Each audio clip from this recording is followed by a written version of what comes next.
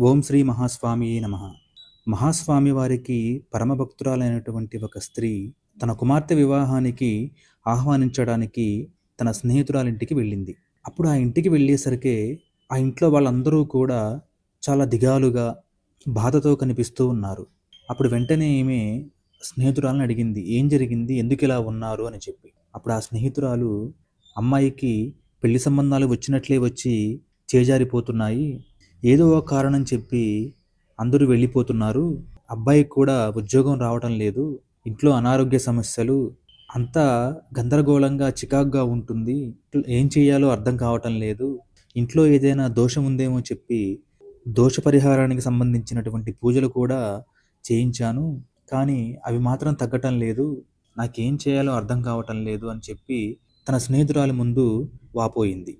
అప్పుడు ఆమె తన స్నేహితురాలిని ఓదార్చి, "మీరేమీ భయపడవద్దు. మీరొక పని చేయండి" అని ఆమె వద్ద ఉన్నటువంటి మహాస్వామి వారి ఫోటోను తన స్నేహితురాలికి ఇచ్చి, "ప్రతిరోజు కూడా నీకు ఎటువంటి బాధ ఉన్నా సరే మహాస్వామి వారికి ఒక మనిషికి ఎలా చెప్పుకుంటావో మహాస్వామి వారు నీ దగ్గర ఉన్నట్లుగా, నీ ముందు ఉన్నట్లుగా, స్వయంగా వారు నీ చెంతే ఉన్నట్లుగా భావించి ప్రతి విషయాన్ని స్వామివారికి చెప్పుకో. తప్పకుండా నీకు ఉపశమనం కలుగుతుంది. ఎటువంటి భయము పడొద్దు" అని చెప్పి స్వామివారి ఫోటో ఇచ్చి పెళ్ళికి ఆహ్వానించి వెళ్ళిపోవటం జరిగింది. ఈ విధంగా కొన్ని రోజులు గడిచిన తర్వాత ఒకరోజు వారింటికి ఒక భిక్షగాడు వచ్చాడు. అప్పుడు ఆ ఇల్లాలు తన దగ్గర ఉన్నటువంటి కొంచెం డబ్బును ఆ భిక్షగాడికి ఇవ్వటం జరిగింది. అప్పుడు ఆ భిక్షగాడు, "మీ ఇంట్లోనే తరగని నిధి ఉంది. అనంతమైనటువంటి శక్తి ఉంది. అంతటి శక్తిని మీ ఇంట్లో ఉంచుకొని ఎక్కడెక్కడికో వెళ్ళి పూజలు చేయిస్తున్నావెందుకమ్మా" అని అడిగారు. అప్పుడు ఆమెకి ఏమీ అర్థం కాలేదు. అలా చూస్తూ ఉండిపోయింది. అప్పుడు ఆ భిక్షగాడు, "శుభం కలుగుగాక" అని ఆశీర్వదించి వెళ్ళిపోయాడు. ఆ భిక్షగాడి మాటల్లో ఉన్నటువంటి మర్మం ఏమిటో తనకు అర్థం కాలేదు. ఆ విధంగా మళ్ళీ కొన్ని రోజులు గడిచిన తర్వాత తన స్నేహితురాలి కుమార్తె పెళ్లికి వెళ్ళినటువంటి ఆమె మరలా తన బాధను చెప్పుకోవడం జరిగింది ఆమెకి. అప్పుడు స్వామివారి భక్తురాలైనటువంటి ఆమె, "నేను అమ్మాయిని తీసుకొని స్వామివారి దగ్గరికి వెళ్తున్నాను. అవకాశం ఉంటే నీవు నాతో పాటు రా" అని చెప్పి చెప్పడం జరిగింది. అప్పుడు వెంటనే ఉన్నపళంగా ఆమె, "తప్పకుండా నేను కూడా వస్తాను మీతో పాటు" అని చెప్పి కంచికి వెళ్ళటం జరిగింది వారితో పాటుగా. ఆ నవవధువులు ఆ పెళ్లి బట్టలతో అలా మహాస్వామి వారి దర్శనానికి వెళ్ళేసరికే వారిని చూసి మహాస్వామి వారు ఎంతో ఆనందపడ్డారట.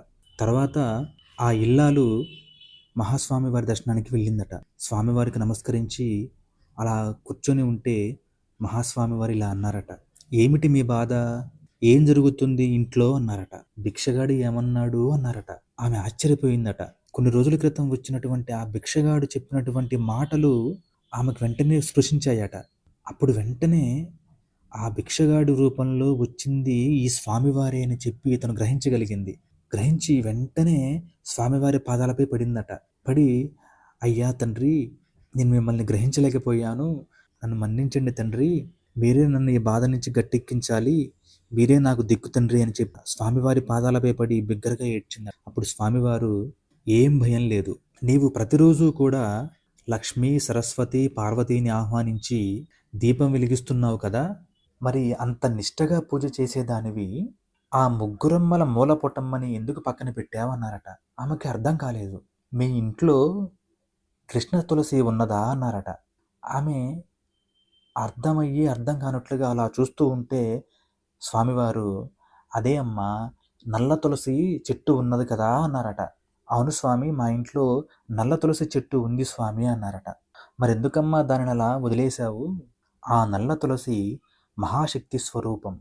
ఆ నల్ల తులసిని పూజించిన వారికి, ఆ నల్ల తులసి చెట్టును ఇంట్లో పెంచి ప్రతినిత్యం పూజించే వారికి ఎటువంటి బాధలు ఉండవు. ఈ ఈతి బాధలన్నీ కూడా తీరతాయి. రాబోయే అనర్థాలన్నీ కూడా వాటంతట అవే తప్పుకుంటాయి. జరగవలసిన మంచి అంతా కూడా సక్రమంగా, అనుకూలతగా మనకి గడుస్తూ ఉంటుంది కాలమంతా. అంత శక్తి కలిగిన తులసమ్మను ఎందుకలా వదిలేశావమ్మా? అలా చేయకూడదు. కనుక ఇప్పటి నుంచి ప్రతిరోజు కూడా ఆ నల్ల తులసికి పూజ చెయ్యి.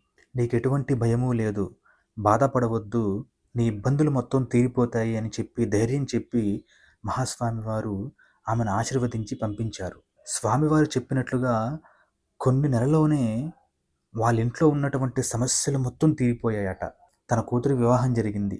వాళ్ళ అబ్బాయికి ఉద్యోగం వచ్చిందట. ఇంట్లో కూడా అందరూ కూడా మానసిక ప్రశాంతతతో ఆనందంగా ఉన్నారట. అప్పటి నుంచి ఆమె స్వామివారిని పూజించటం, ఆ నల్ల తులసమ్మకు ప్రతిరోజు కూడా ఇంట్లో దీపంతో పాటు తులసి కోట దగ్గర కూడా దీపం వెలిగిస్తూ నిత్యం పూజ చేస్తూ ఎంతో ఆనందంగా ఉందట వారి జీవితం. చూశారండి, మరి మహాస్వామి వారు ఎప్పుడూ కూడా నన్ను పూజించండి, నాకు ప్రదక్షిణలు చేయండి, నా శ్లోకం చెప్పండి, నన్ను ఆరాధించండి అని చెప్పి ఏ రోజు కూడా చెప్పలేదండి. స్వామివారు ఎప్పుడూ కూడా శాస్త్ర ప్రామాణికంగా ఏదైతే ఉంటుందో ఆ విధమైనటువంటి మార్గం చూపించేవారు మహాస్వామివారు. స్వామివారు చెప్పినటువంటి నల్ల తులసి యొక్క గొప్పతనం ఏమిటంటే, తులసిలో చాలా రకాలు ఉన్నప్పటికీ కూడా మహాస్వామి వారు చెప్పినట్లుగా నల్ల తులసి ఇంట్లో ఉంటే దుష్టశక్తులు కావచ్చు, నరదృష్టి కావచ్చు, ఇంట్లో ఉన్నటువంటి దోషాలన్నీ కూడా పోతాయటండి. ఈ నల్ల తులసి యొక్క గొప్పతనం ఏమిటంటే, ఆయుర్వేదంలో అతి ప్రాధాన్యమైనటువంటి మొక్కగా కూడా నల్ల తులసిని వాడుతూ ఉంటారు. అంతటి ఔషధ గుణాలు కలిగినటువంటి మొక్క.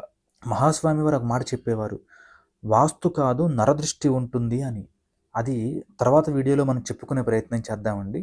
నరదృష్టికి రాళ్ళు కూడా పగులుతాయి అంటారు కదా, ఆ విధంగా అత్యంత ప్రమాదకరమైనటువంటి నరదృష్టి కూడా ఇంట్లో నల్ల తులసి మొక్క ఉండటం వలన అటువంటి నరదృష్టి కూడా ఉండదు అని చెప్పి శాస్త్ర ప్రామాణికంగా తెలుస్తూ ఉంది. కావున స్వామివారు చెప్పినటువంటి విధంగా ప్రతి ఒక్కరూ కూడా అతి చిన్న విషయం ఎంతో ఉపయోగాన్ని కలిగిస్తూ ఉంటుంది అనే విధంగా స్వామివారు చెప్పే ప్రతిదీ కూడా సామాన్యులకు అనుకూలంగా ఉండేటటువంటి విషయాలు మహాస్వామి వారు చెప్తూ ఉంటారు. స్వామివారి మార్గంలో నడుస్తూ ప్రతి ఒక్కరూ కూడా స్వామివారి మార్గాన్ని అనుసరిస్తూ అందరూ సంతోషంగా ఉండాలని, స్వామివారి ఆశీస్సులు అందరికీ ఉండాలని మనస్ఫూర్తిగా కోరుకుంటూ, ఈ వీడియో మీకు నచ్చినట్లయితే తప్పకుండా నా ఛానల్ను సబ్స్క్రైబ్ చేసుకోండి. ఇటువంటి విషయాలు 10 మందికి తెలిసే విధంగా వీడియోను షేర్ చేయండి. తప్పకుండా ఈ వీడియోను లైక్ చేయండి. ఓం శ్రీ మహాస్వామియే నమః.